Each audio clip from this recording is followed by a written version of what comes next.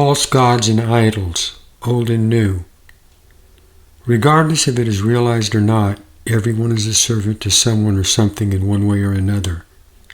Every single person has a center of their life, whether it is God, strange gods, or even godlessness. There is a foundation in the heart of every human being that is instrumental in determining how decisions are made when faced with moral choices. Some people know what they worship, but if anyone may imagine themselves to be free, they are not. For if any deny God and worship no other, by default they serve and worship themselves. In other words, everyone has a high place of worship where sacrifices are offered, even if the sacrifices are made unto themselves. Even Satan is not free.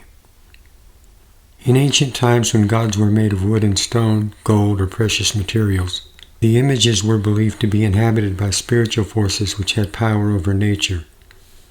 As the sciences developed over time and our knowledge and understanding of the world and universe increased, explanations were found for things that were once attributed to God.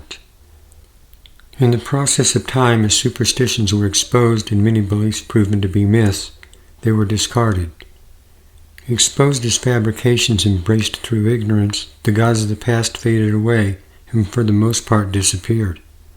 The only God to survive the advent of science is the invisible God, not made by hands.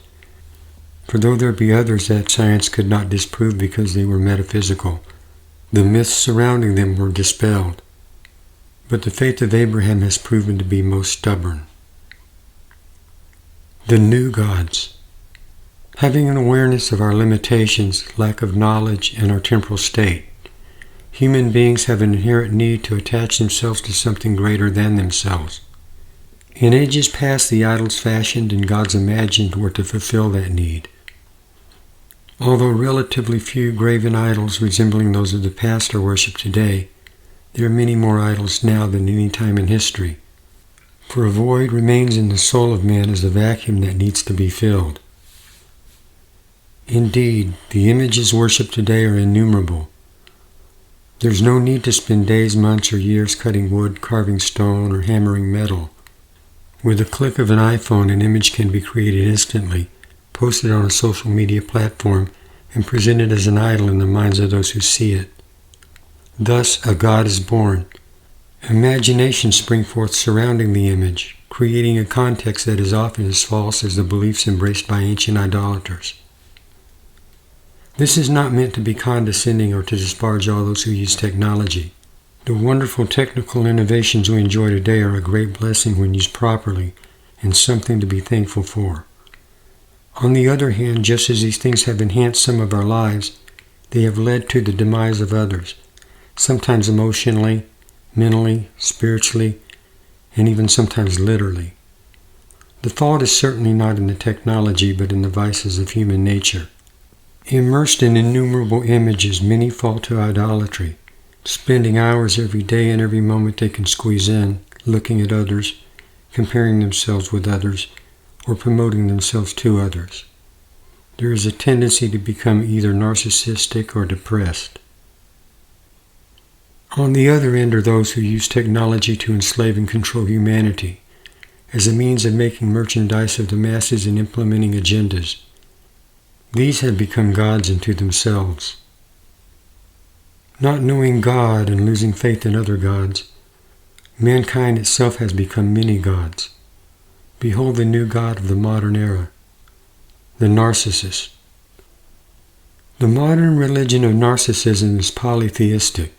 There are now many gods which worshippers are compelled to follow.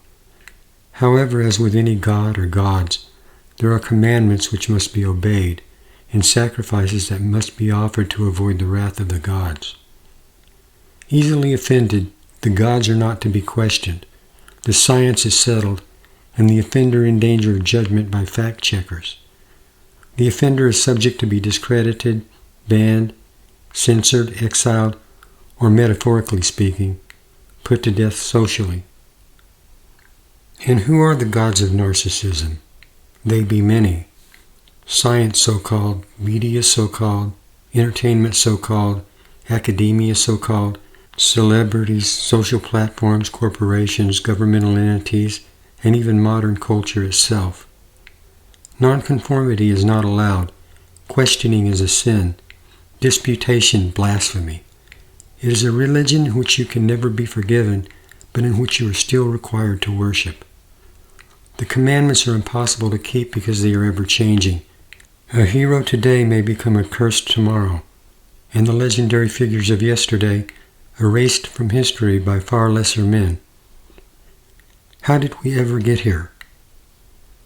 The founders of what has been called the Great American Experiment held diverse beliefs.